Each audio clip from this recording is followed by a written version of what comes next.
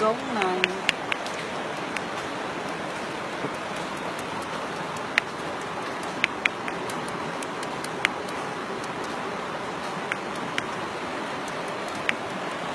Về anh làm video. Ok. Ok. Rất chuyên nghiệp. Đây là chúng ta sẽ quay lại những cái năm của thổ dân dùng đá để đập. Lên núi sống.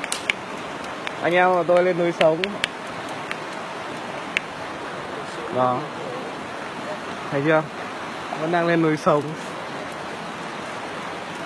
Đây rất chuyên nghiệp. À, đừng. Người ta có rửa không? Đập gãy chân nữa. Không rửa nữa mà. Ừ. Chuyên nghiệp. Rửa nữa đâu. Đây. Cuộc sống mưu sinh rất là khổ. Anh phải chặt cây để đi bắn cá. Anh đang ướp.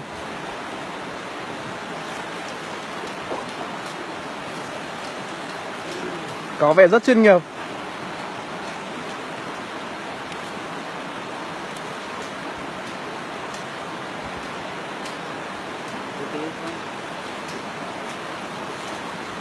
Ok, hôm nay mình sẽ nướng cá bằng mắc khén. Rồi.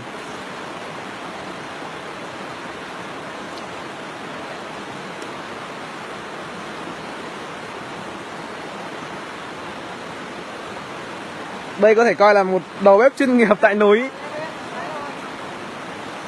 Chuyên nghiệp. Ra đây.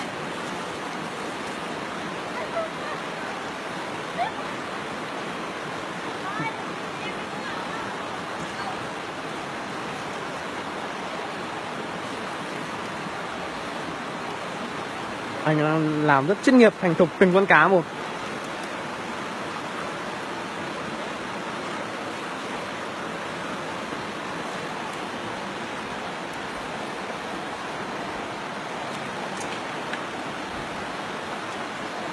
Tùng ơi, chặt thêm 2 cây nữa.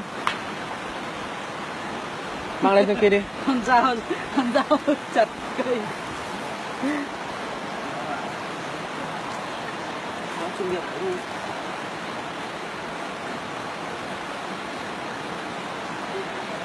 Ok, mình sẽ tạm dừng video ở đây.